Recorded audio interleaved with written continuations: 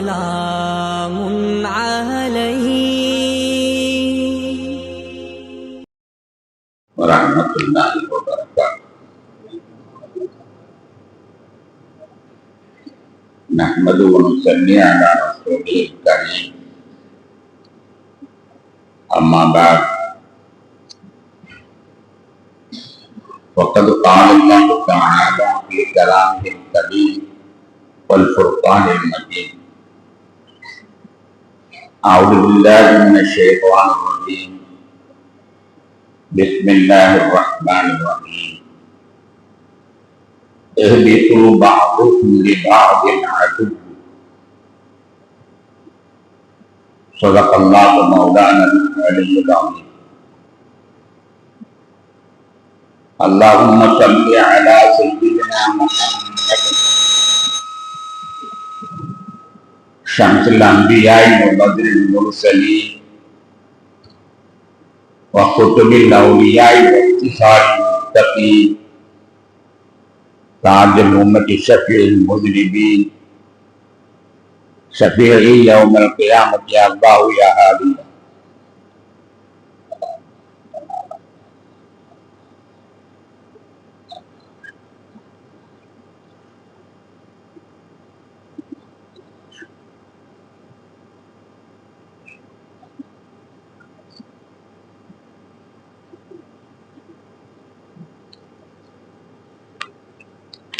கணியத்திற்கும் மிகுந்த மரியாதைக்கும் முடித்தான பெரியோர்களே, சகோதரர்களே, அல்லாஹ்வின் பேரருளால் வரக்கூடிய வெள்ளிக்கிழமை அன்று ஆஷூரா நாள் வருகை புரிகிறது என்பதை நாமெல்லாம் எதிர்பார்த்துக் கொண்டிருக்கிறோம். சிறப்பான நாள்.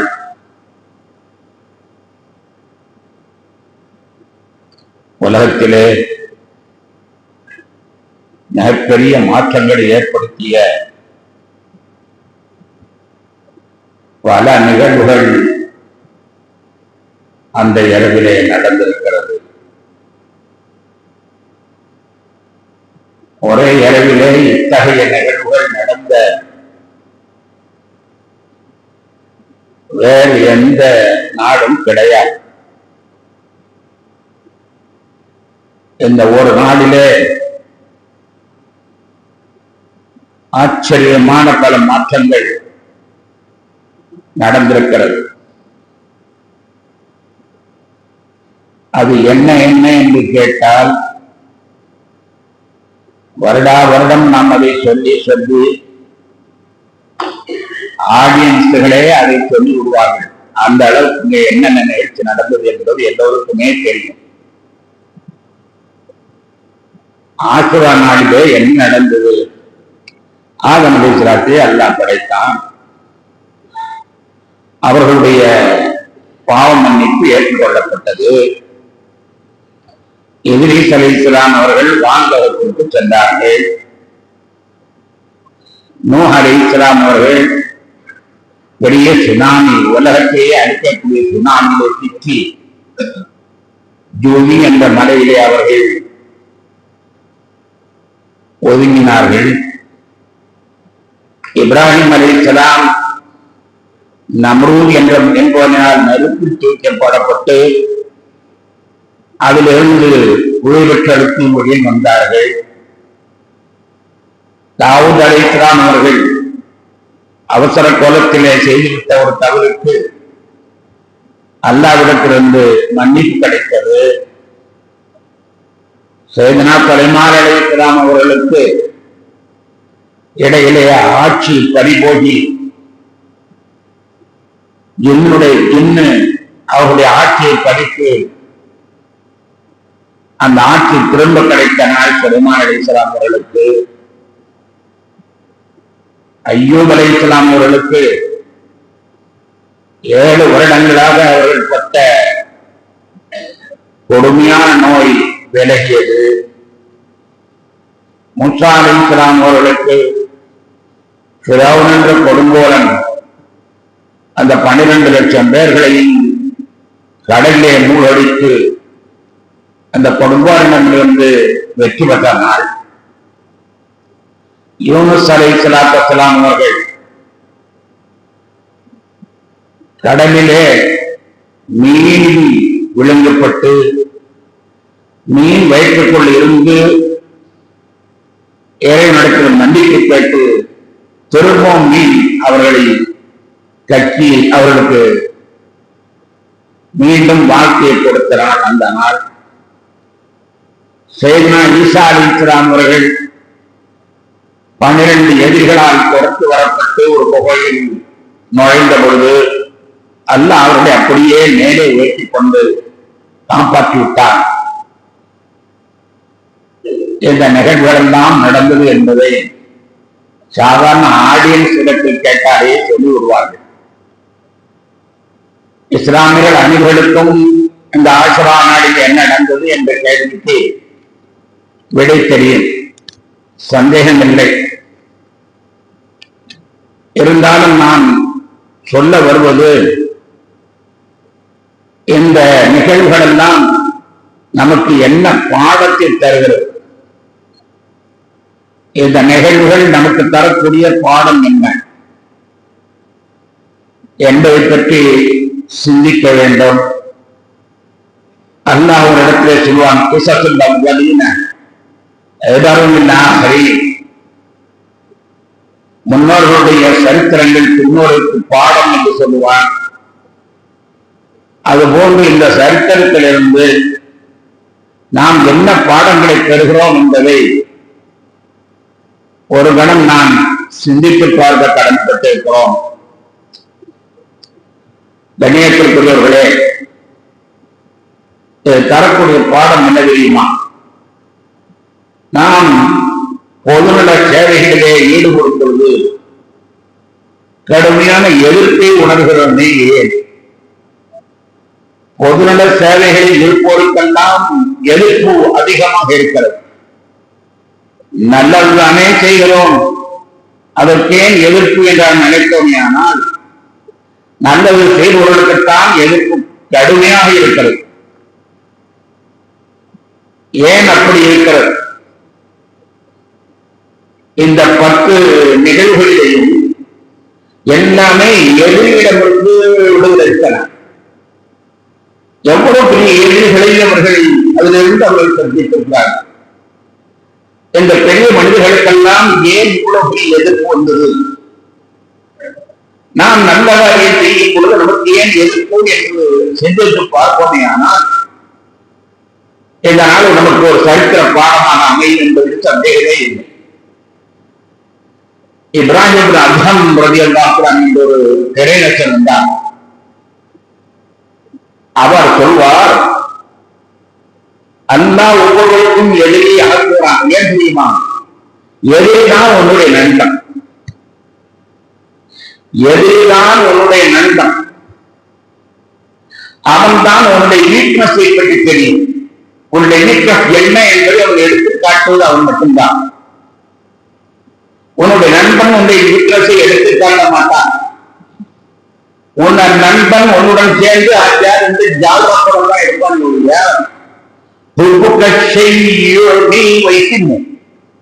ஒரு பொருளை நேசிப்பது பிரியத்தை உண்டாக்கும். எனவே தவறுகளை காணாமல் செய்துவிடும். தவறுகளை கண்ணால் பார்க்கவும் மாட்டான், தவறுகளை காதால் கேட்கவும் மாட்டான். அவன் குருடனாகவும் அவனை சோழனமாய்க்கும் பிரியம். எனவே பிரியமான நண்பன் உன்னிடத்தில் உள்ள வீக்னஸை அவன் சொல்ல மாட்டான். உன்னுடைய வீக்னஸ் தெரியுமானால் அதிலிருந்து நீ மீள வேண்டுமையானால், அந்த வீக்னஸில் உன்னை திருத்திக் கொள்ள வேண்டுமையானால் அதற்கு உனக்கு பாடம் தெரிவித்தருவது யார் தெரியுமா? இது. எனவே எதிரிதான் உன்னுடைய நண்பன். எதிரி இல்லையானால் நீ எந்த காரியத்தையும் சுறுசுறுப்பாக முன்ஜாக்கிரதையாக திட்டமிட்டு செய்ய முடியாது. அவன் சொல்லுவானே, அவன் சொல்லுவானே, எந்த முன்ஜாக்கிரதை உலகத்துக்கு ஏற்படுத்த வேண்டுமானால் அதுக்கு எதிர் வேண்டும். அதனால்தான் அல்லாஹ் தஆலா நல்ல மனிதர்கள் அவர் கட்டணை இருக்கும், எவ்வளவு நல்ல மனிதர்களாக இருக்கிறார்களோ அவ்வளவு விடுதலைகளை எல்லாம் காட்டுகிறார். இந்த வரலாற்றில் பார்த்தீர்களான மூசா அலைஹிஸ்ஸலாம் அவர்கள் கிடைத்தது சாதாரண எதிரியா? ஈசா அலைஹிஸ்ஸலாம் அவர்களை கொண்ட முயற்சித்தது சாதாரண எதிரியா? எவ்வளவு பெரிய எதிரிகளை அவர் நல்லவர்கள், சத்தியத்திற்காக உயிரை கொடுத்து போராடக்கூடியவர்கள். அவர்களுக்கு அல்லாஹ் எதிரிகளை வைத்திருக்கிறான். எதிரிகள் வேண்டும், எதிரி வேண்டும். அவ்வளவு தூரம் செல்வானேன் நமது கண்மணி நாயகம் ஸல்லல்லாஹு அலைஹி வஸல்லம் அவர்களுடைய வாழ்க்கையை கொஞ்சம் யோசித்து பாருங்களேன். ரசூலுல்லாஹி ஸல்லல்லாஹு அலைஹி வஸல்லம் அவர்களை விட உத்தமமான மனிதன் உலகத்தில் உண்டா? ரசூலுல்லாஹி ஸல்லல்லாஹு அலைஹி வஸல்லம் விட உத்தமமான மனிதன் உலகத்தில் உண்டா? ஆனா அவர்களுக்கு இருந்த எதிரியை போன்று உலகத்தில் எதிரி யாருக்குமே இருந்தது. வரலாற்றை நாம பார்க்கிறோம். முதல் நாள் அவர்கள் சபா மலையிலே நின்று கொண்டு, மக்களே வாருங்கள், நான் ஒரு செய்தியை சொல்ல வந்திருக்கிறேன் என்று கூப்பிடுகிற பொழுது அவர்களுக்கு முதலாக கிடைத்தது என்ன தெரியுமா? பிடிமண் பரிசு. மண்ணை அடி முகத்திலே வீசினான். தப்பல்ல சாயவல்லையாம் அலிஹாதாஜமாயிட்டான், நாசமா போய்த்தல, இதுக்காகவே எங்களை கூப்பிட்ட. எடுத்த உடனே அவர்களுக்கு கிடைத்த பரிசு என்ன தெரியுமா? எதிர்ப்பு. முகத்திலே மண்ணை எழுந்தான் என்பது மட்டுமல்ல, உடனே அவன் செய்த அடுத்த காரியம் தெரியுமா? உன்னுடைய 2 மகளை என்னுடைய 2 மகனுக்கு கட்டி கொடுத்திருக்கிறாய், ஞாபகம் இருக்கட்டும். இப்பொழுதே என் மகனை தலாக்குட சொல்கிறேன்.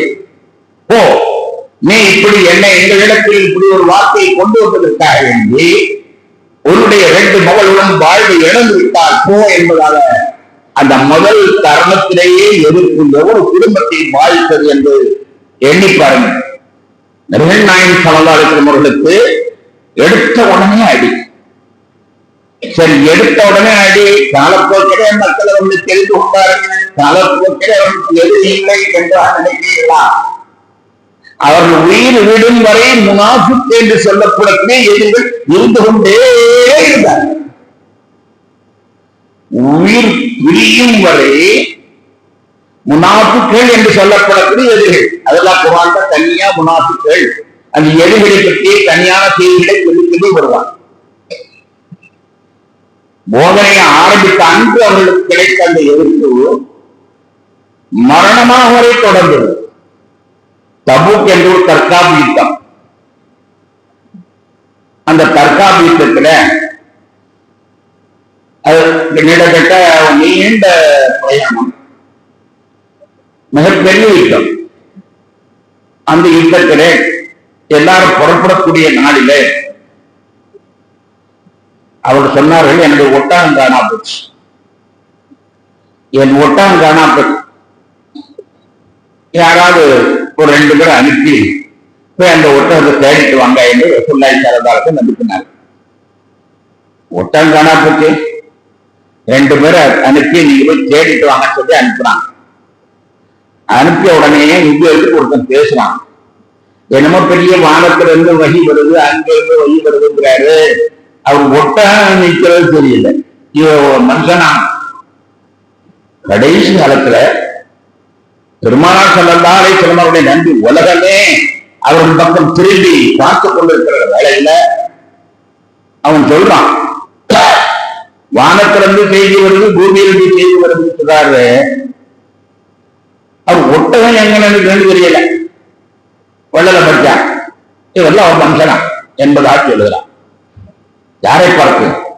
எங்கள் கண்மணி நாயகம் ஸல்லல்லாஹு அலைஹி வஸல்லம் அவர்களை பார்த்து. அஸ்ஸாதிகுல் மஸ்தூக், உண்மை தவிர எதுவும் பேசவில்லை, அவர்கள் சொன்ன எதுவும் நடக்காமல் இருந்ததில்லை. அப்படிப்பட்ட மாமனிதரை பார்த்து சொல்லுகிறார், இதெல்லாம் ஒரு மனுஷரா? எதிரி எப்படி இருக்கா என்று பாருங்கள். ஆனால் நடந்த ஒரு விசேஷமான செய்தி, நபிகள் நாயகம் ஸல்லல்லாஹு அலைஹி வஸல்லம் அந்த 2 பேரையும் கூப்பிட்டாங்க. யார் பேசினார்களோ அந்த 2 பேரையும் கூப்பிட்டாங்க. கூப்பிட்டு சொன்னாங்க, நீ இங்கிருந்து நேர் வடக்காக்கு 2 கிலோமீட்டர் தூரம் போ, 2 கிலோமீட்டர் தூரம் பண்ணினா அங்க என்னுடைய ஒட்டகம் முள்ளு மரத்துல மூக்கணங்கேடு மாட்டி தப்ப முடியாமல் இருந்து கொண்டிருக்கிறது, விடுவித்து வா என்று சொல்லி அனுப்பினார். அந்த எதிரிகளை நோக்கியே சொன்னார்கள், போய் அங்க போய் 2 மைல் தாண்டிய உடனேயே முள்ளு மரத்துல என்னுடைய மூக்கணங்கேடு மாட்டி துடித்துக் கொண்டிருக்கிறது, அழைத்து வா என்றார்கள். போய் பார்த்தா அப்படி இருக்கு, தூரமும் குறையில, சொன்ன இடத்துல முள்ளு மரத்துல மாட்டிட்டு வந்து உட்கார்ந்து நிற்கிறது. வெடிவிட்டு வந்தார்கள்.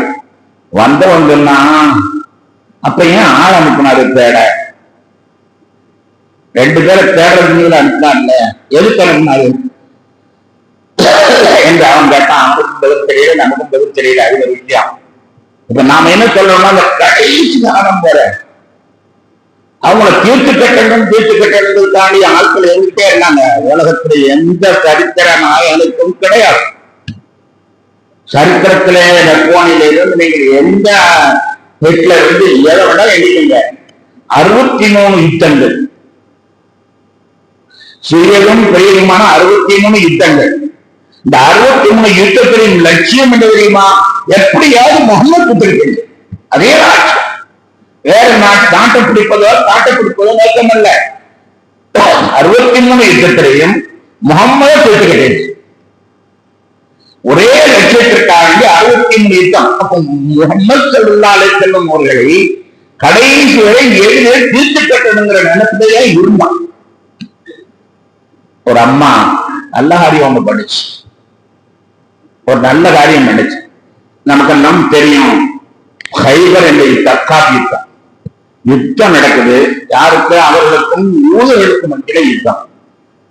யூதர்கள் வாக்கு கொடுத்த வாக்கை மீறி எதிரிகளோடு சேர்ந்து கொண்டு தனக்கு இடையூறு தந்த பொழுது அவர்களில் ஒரு யுத்தம் நடைபெறுது. அந்த ஹைபர் யுத்தம், யூதர்களோடு யுத்தம் நடக்குது. ஒரு அம்மா ரசூலுல்லாஹ் கூட பிறந்த தாய் தான் நின்று கேட்டு, முகம்மதே, நான் ரொம்ப நாளா உங்களுக்கு ஒரு விருந்து வைக்கணும்னு ஆசைப்பட்டுட்டே இருந்தேன், இது வரைக்கும் நேரம் கிடைக்கல, தாங்க எங்க வீட்டுல வந்து சாப்பிடும். ரொம்ப நாளா உங்க மேல எனக்கு ஆசை, எப்படியாவது உங்களுக்கு நான் விருந்து வைக்க நினைக்கிறேன், அதனால நீங்க வாங்க, ஒரே ஒரு வேலை பெருசாமி நண்பர்கள் சாப்பிடுங்க. போனார்கள் நபிகள் நாயகம் ஸல்லல்லாஹு அலைஹி வஸல்லம். உணவை உண்டார்கள். ஆனா பக்கத்துல உண்டவரு அதுல கலந்த விஷம் உடம்பில் பாய்ந்து நீல நிறமாக மூட்டாயிருத்தார். நண்பர்கள் எல்லாம் உண்டு கொண்டிருக்கிறார்கள். திடீரென்று கையை தட்டி கொண்டார்கள். உண்ணாதீர்கள், விஷம் கலந்திருக்கிறது. உண்ணாதீர்கள், விஷம் கலந்திருக்கிறது. பக்கத்தில் உள்ள நண்பர் நீல நிறமாகி அந்த ஆட்டு இறைச்சியில விஷம் கலந்து ஆக்கி அவ வேற ராரியை போட்டு ரசூலுல்லாஹ்வை கூப்பிட்டு கொலை செய்ய முயற்சித்துக்கிறார். ரசூலுல்லாஹ்வுக்கு எதிரியா இல்லை, கொஞ்சம் யோசிச்சு பாருங்க, ரசூலுல்லாஹ்வுக்கு எதிரியா இல்லை, கொலை செய்ய முயற்சித்துக்கிறார். நபிகள் நாயகம் ஸல்லல்லாஹு அலைஹி வஸல்லம் அவர்களும் உள்ளே சாப்பிட்டு விட்டார்கள். ஆனால் ஜிப்ரீல் அலைஹிஸ்ஸலாம் அவர்களுடைய போக்குவரத்து இருந்ததினால், மலக்குகளுடைய தொடர்பு இருந்ததின் காரணத்தினால் அந்த நேரத்தில் வேலை செய்யல, அந்த மருந்து வேலை செய்யல, அந்த விஷம் வேலை செய்யல, சாப்பிட்டாங்க. பக்கத்தோடு இறந்த மாதிரி இறந்துருந்தா அல்லாஹ் காப்பாற்றணும், இறக்கல. ஏன் இறக்கலன்னா, ஜிப்ரீல் அலைஹிஸ்ஸலாம் என்ற மலக்கு நம்மளுடைய தொடர்புல இருந்ததின் காரணத்தினால்.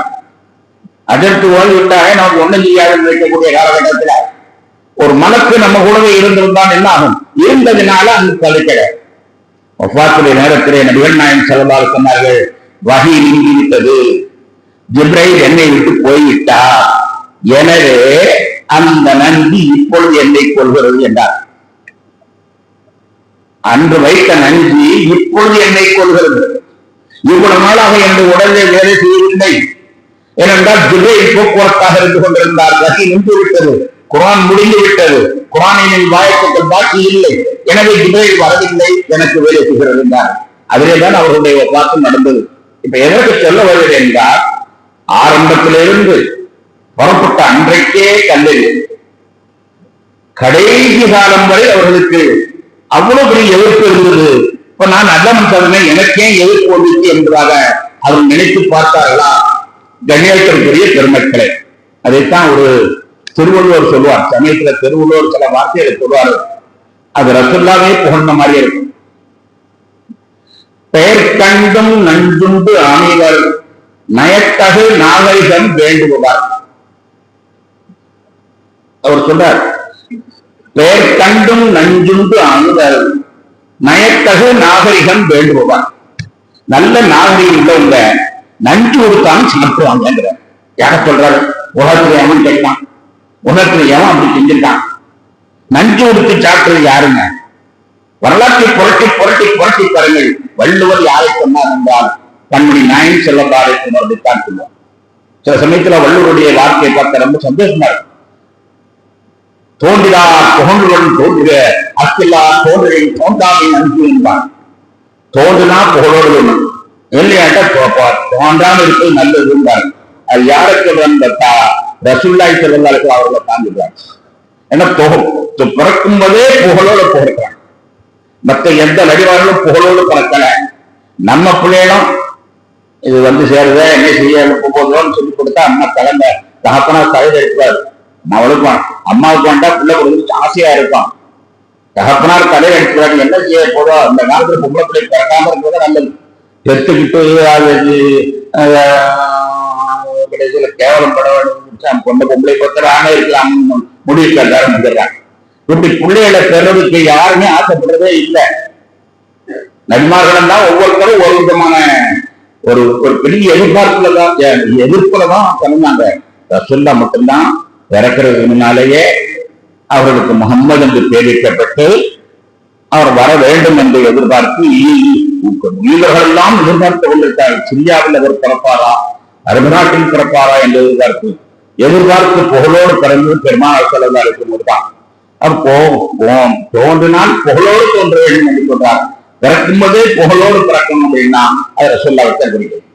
நான் இப்பொழுது என்ன சொல்ல வருகிறேன் என்றால், எதிர்ப்பு என்பது உண்டு என்பதை காட்டுவதற்கு தான் இந்த ஆசிரானால் வந்திருக்கு என்பதாக சொல்லலாம். ஒரு சமயத்துல ரசூலுல்லாஹ்வுக்கே கூட சங்கடம் வந்துடும். அல்லாஹ் குர்ஆன்ல சொல்றான், 6:35 வசனத்துல சொல்றான், கதுனா இலமு அன்ன லயஹ்சுது கல்லதின யகூலுன ஃபைன்னஹும் லா யுகذிபூனக வலாகின் வாலிமூன பிஆயாத்தில்லாஹி யஜஹதூன். முஹம்மதே, இவங்க திட்டுறதை பார்த்து நீங்க கவலைப்படுறீங்க, அது நமக்கு நல்லா தெரியும். இவங்க திட்டுறதை பார்த்து நீங்க கவலைப்படுறீங்க, நல்லா தெரியும். ஆனா அவன் உங்களை திட்டல, குர்ஆனை திட்டான். நீங்க ஏன் கவலைப்படணும்? அவன் உங்களை திட்டல, குர்ஆனை திட்டான். நீங்க ஏன் கவலைப்படணும்? நீ கவலைப்படாது. சரி, கவலைப்பட்டு அவங்க கேட்டதெல்லாம் கொடுத்துட்டான். நான் என்ன நீ சமைச்சு நினைக்கிறீங்க? அவன் என்ன கேட்கிறான்னு அதெல்லாம் கொடுக்க வேண்டியது உனக்கு தெரியுங்க. நான் வானத்திலிருந்து ஒரு தங்க மாலை விழணுங்கிறான், விழ வச்சுறேன்.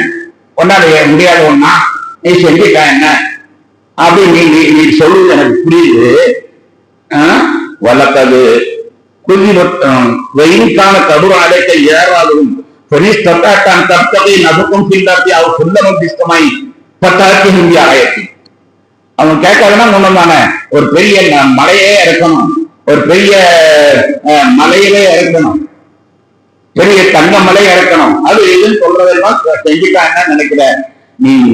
நீ நாடுனா பூமிக்குள்ள பொந்துக்குள்ள போ, அல்லது நீ நாடுனா வானத்துல ராக்கெட் மாதிரி பறந்து அவங்க கேட்டதெல்லாம் கொடு பார்க்கலாம் என்று அல்லாஹ் தஆலா கோபத்துல சொன்னான். எல்லாம் அவங்க இடம் கொடுத்தானே, நீ குடி பாடாப்படுத்துறாங்க, எங்க பாடாப்படுத்தாங்க, அவங்க கேட்டதெல்லாம் கொடுக்குறாங்க, நீ கேட்டதெல்லாம் நீ கொடுக்க முடியாதுன்னு சொல்லி என்னை கொண்டு கேட்கறீங்க. ஒன்றுக்கு வேண்டாம், கொண்டு போ, நீ பூமியினுடைய ஆள் பகுதிக்கு போ. அல்லாஹ் ரசூலுல்லாஹ் பத்தி கேட்கிறான், நீ நாடினால் பூமியை தொடைத்து கொண்டு செல், அது வானத்தின் மேலே நீ சென்று அவன் கேட்டதை தான் கொடுத்தது. அப்போ திருப்தி போடுறாங்கன்னு பார்ப்போம். அல்லாஹ் தஆலா எவ்வளவு பெரிய எதிர்ப்பை ரசூலுல்லாஹி ஸல்லல்லாஹு அலைஹி வஸல்லம் அவர்கள் சம்பாதித்தார்கள் என்பதை பார்க்க வேண்டும். ஆரம்பத்துல நான் சொன்ன பண்டி இப்ராஹிம் அதுகம் ஒரு அரசர், அவர் தான் சொன்னாரு, எப்பா எதிரி உன்னுடைய நண்பன், எதிரிதான் உன்னுடைய ஈத்திர சக்தி திரைவான், அதனால எதிரிதான் உன்னை திருத்துறான், எதிரிதான் உன்னை சிறுசுப்படுத்துகிறான். அதை கொண்டுதான் நான் என்னுடைய பயானை ஆரம்பித்தேன்.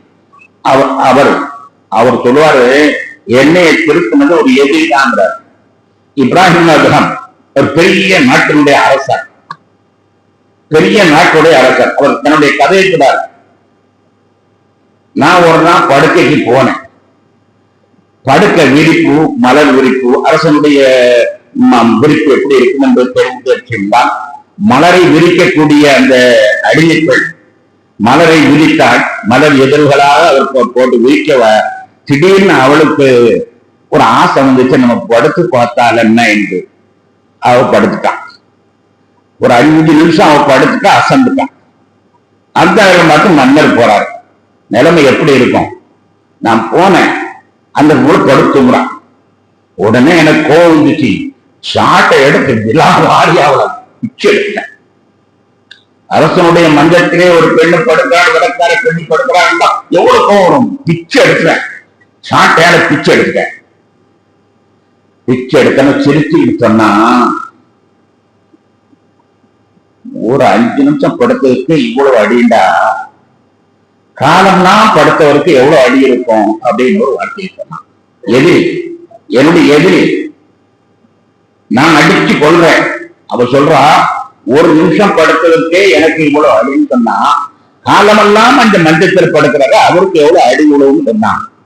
அதோட நான் திரும்பிட்டேன். அதோட விட்டு ஓடியும் அந்த அரசாங்கத்தை விட்டே ஓடி வந்துட்டேன். என்ன ஆட்சி, என்ன ஆட்சின்னு தெரியல. அரசாங்கம் அவங்க தேடுறாங்க, அந்த அனுசாரா காடுகாடா சுற்றிட்டு வர்றேங்கிறார். இதான் அர்த்தம்.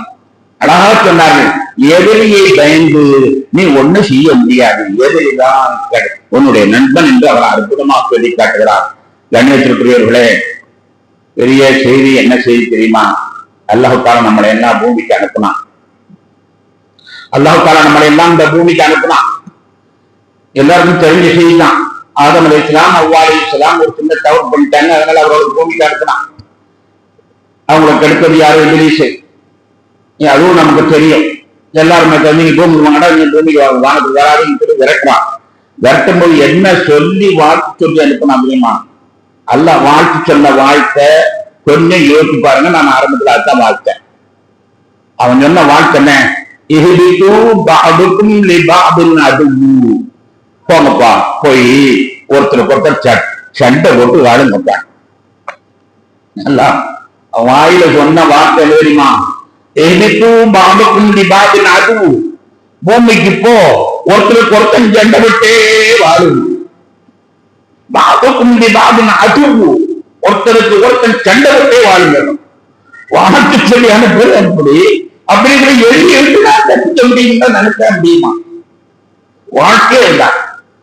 கண்ணியத்திற்குரிய பெருமக்களே, அது செஞ்சா மட்டும் பத்தாது, அது செஞ்சா மட்டும் பத்தாது, இன்னொரு காரியத்தையும் அந்த இடத்துல செய்யறான். என்ன தெரியுமா? ஒரு குழந்தை பிறக்கும் பொழுது ஒரு எதிரியை உள்ள சேர்க்கிறான். உங்களுக்கு தெரியுமா? ஒவ்வொரு குழந்தையும் பிறக்கும் பொழுது அவருடன் சைத்தானை இணைக்கப்படுகிறது. சைத்தாங்க ஒவ்வொரு குழந்தையும் ஏன் அழுகிறது என்றால் சைத்தானை இணைக்கப்படுகிறது, அதனால் தான் அழுகிறது என்று நபிகள் நாயகம் ஸல்லல்லாஹு அலைஹி வஸல்லம் சொல்கிறாங்க. சொன்னாங்க, மரியம் அலைஹிஸ்ஸலாத்துக்கு இணைக்கல, ஈசா அலைஹிஸ்ஸலாத்துக்கு இணைக்கல, 2 பேருக்கு தான் இணைக்கல. மற்ற எல்லாத்துக்குமே எதிரியை வச்சுதான் அல்லாஹ் உலகத்துல அனுப்புறான். ஆபரேஷன் பண்ணி உள்ள அனுப்புறான். எல்லாருக்கும் தெரியும், ஹதீஸ் தெளிவா வரும். அதனாலதான் குழந்தை அழுகிறது. இப்ப பிறக்கும் பொழுதே எதிரியை அல்லாஹ் தஆலா உள்ள வைக்கிறான், ஒரு எதிரியை வைக்கிறான். 2 பேருக்கு தான் இல்ல. அப்ப சஹாபாக்கள் கேட்டாங்க, யாருக்குள்ள? உங்களுக்குமா? ஆமா எனக்கும் தான். ஆனா என்கிட்ட வந்தவன் திரும்பிட்டான், நான் என்ன செய்ய? நான் அவனை திருப்பிட்டேன். எல்லாம் திரும்ப மாட்டாங்க, அவங்க சூடா எல்லாரும் திருந்த மாட்டாங்க. அவங்க உள்ள அவங்களை தூங்கிட்டே இருப்பானே. எதிரியோடு வாழுங்கள் என்று வாழ்த்து சொல்லி இருக்கிற பொழுது எதிரியை தப்பிக்க முடியுமா? எதிரியே நம்முடைய ரத்தத்தில் ரத்தமாக ஊடுருவை செய்ய வைக்கப்பட்ட பொழுது எதிரியை தப்பிக்க முடியுமா? இதை விட ஒரு பெரிய எதிரி தெரியுமா? நம்முடைய மனசு. இந்த மனசுதான் பெரிய. ஒரு நாள் ஒரு பெரிய தற்காப்பு யுத்தத்திற்கு திரும்பின நபிகள் நாயகம் ஸல்லல்லாஹு அலைஹி வஸல்லம் சொன்னார்கள், சின்ன சண்டையில இருந்து பெரிய சண்டைக்கு வந்துட்டான். சின்ன சண்டையில இருந்து பெரிய சண்டைக்கு வந்துட்டான். அது என்ன சிறிய சண்டை? நம்ம சாதாரணமா அரசு எதிரிகள் சாப்பிட்டது போட்டது சண்டை, அது சின்ன சண்டை. பெரிய சண்டைக்கு திரும்பிட்டோம். பெரிய சண்டை என்ன தெரியுமா? மனசோட போராடுறது. மனசு ஒண்ணுன்னா சொல்லிட்டு உட்கார்ந்துருக்கோம், அதை நீ எதிர்த்த.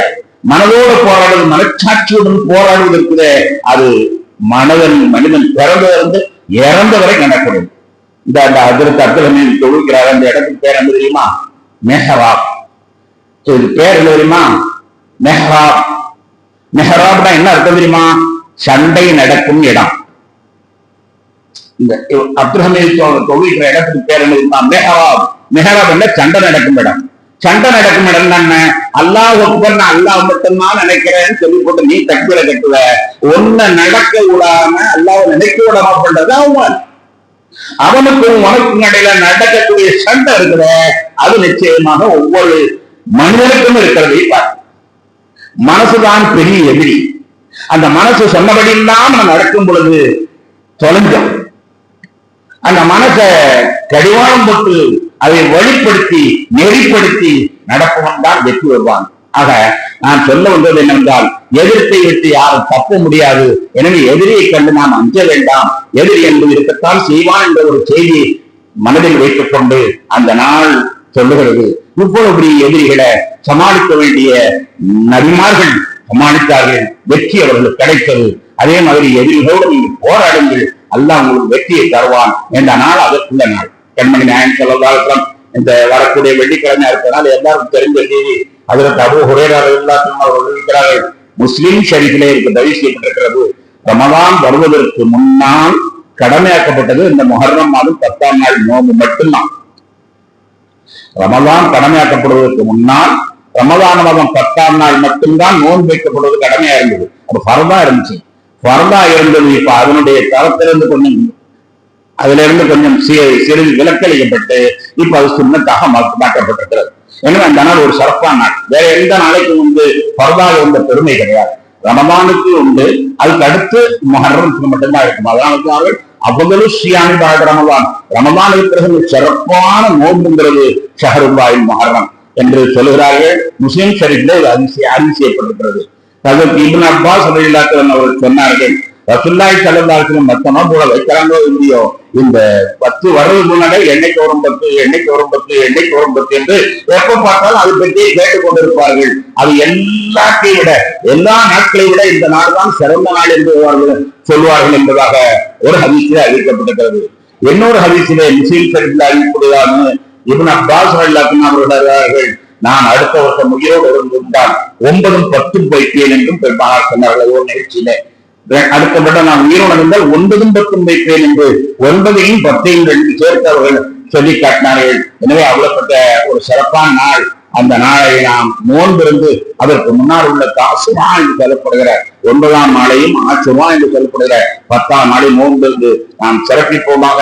இந்த சரித்திரம் தரக்கூடிய பாடலிலிருந்து பாடம் பெற்று நாம் மகிழ்ச்சியாக ஆனந்தமாக வாழ்வுமாக. அல்லாஹ் நமக்கு சிறப்பான வாழ்க்கையை தந்தல் புரிவானாக.